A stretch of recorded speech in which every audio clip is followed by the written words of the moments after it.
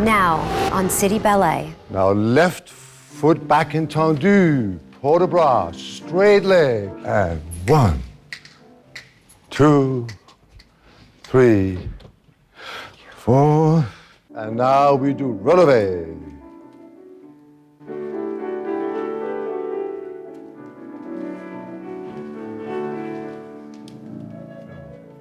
And port de bras.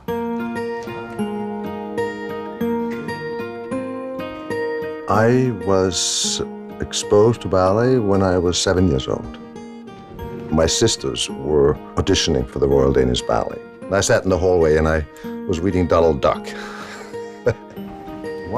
And somebody walked by and asked me to point my feet. And I pointed my foot and they went, "Let's take him." And my sisters didn't get in. And the first 8, 9 years, it was just a living hell for me. And 3, and 4. Until I met the teacher, Stanley Williams. Then I fell in love with ballet. When you go to 4th, that doesn't bend. Right. Denmark is not a large country, and it became very clear to me that if I wanted a real balletic career, I just had to leave. I fell in love with New York City, having watched West Side Story.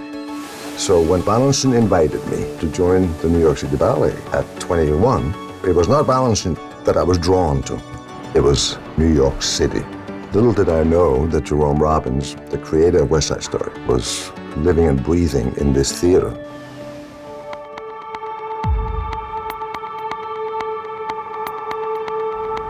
I think I was 37 or 8 when I stopped. Ballensen passed away, and I was asked to take over. I did not have any training other than observing George Ballensen in his daily life for 18 years, and he was sort of my model. The reason that the New York City Ballet has done so well and never stopped, because it still has Ballensen's beating heart. It still has Peter Martins, who loves George Ballensen. How do you find someone who spends 24 hours or more taking care of George Ballensen? The challenge is to stay relevant. You have to make sure that you create a repertoire that the public wants to come and see, have the audience increase in numbers. Otherwise, how are you going to survive? You want to have artistic quality, and you also want to sell tickets. Sometimes they don't go hand in hand. That's the challenge, to find the right balance.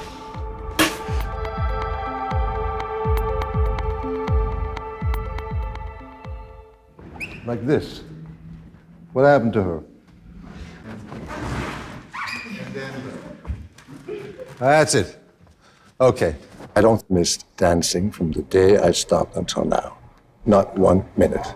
And then maybe you do this, and maybe you do this, put her down, and she runs. This is arm. I always enjoyed much more choreographing than dancing. Down. Dancing is about yourself. It's all about you, how you look, how you project. You stare in the mirror for your whole life, and at some point you just get sick and tired of looking at the same thing. Try that again. When you choreograph and you look at everybody else. If you can do this, and you try to get the best out of them. So it's much more satisfying. Let go of the arm. Let go. Because you're starting from nowhere. How's that? Making stuff from a blank canvas. That's extraordinarily exciting, especially when you have dancers you like and you're inspired by, so you sort of do it together.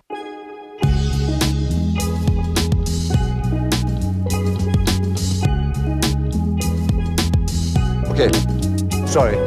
When you do this, you're staying, and then you're moving, then you're turning. Turn, right away, and...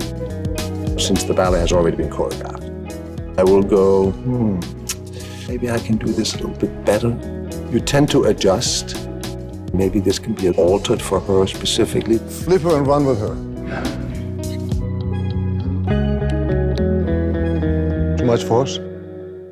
That's the great thing about choreography. You can fix things, as opposed to a painter who sells his painting and there's nothing he can do about it.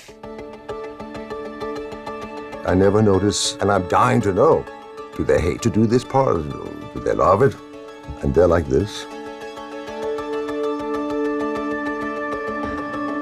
I was nervous because, I mean, you always want him to be happy with what you do, but I think there's a different pressure when it's his ballet because you want him to say, okay, I picked the right people to do this part. From here, she should turn.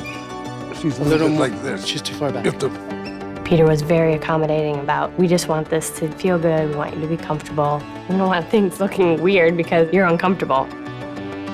Morgan is just extremely hard partnering, but it looks easy from the audience. Their arms are like wrapped around backwards and I'm like laying on his back. It's so crazy.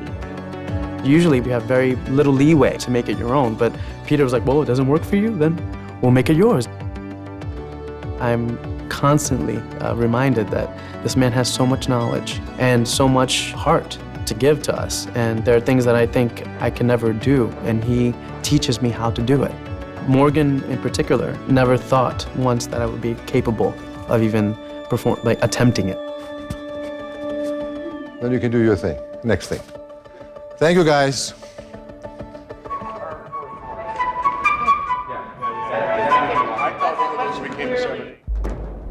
I did Morgan about 14 years ago. Whenever you bring a ballet back, you always wonder, is it still going to resonate? Does it look old-fashioned? What's scary about it is that until the curtain goes up, you actually have no clue whether it's good, indifferent, or bad, or terrible, or great. You just don't know.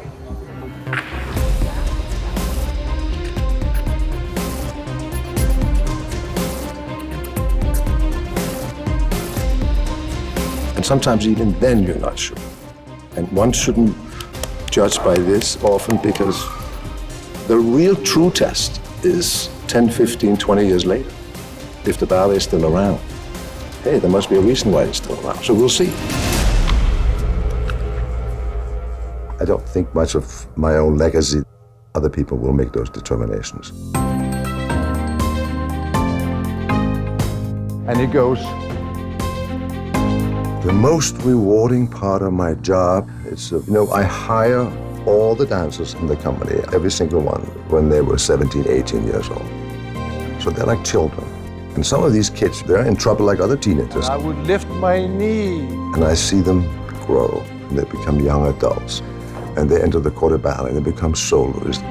And when you see them succeed here and have careers, when a career has come to fruition, it's the blooming. Not too much more. Get married and have children, and, oh my God. That to me is truly gratifying.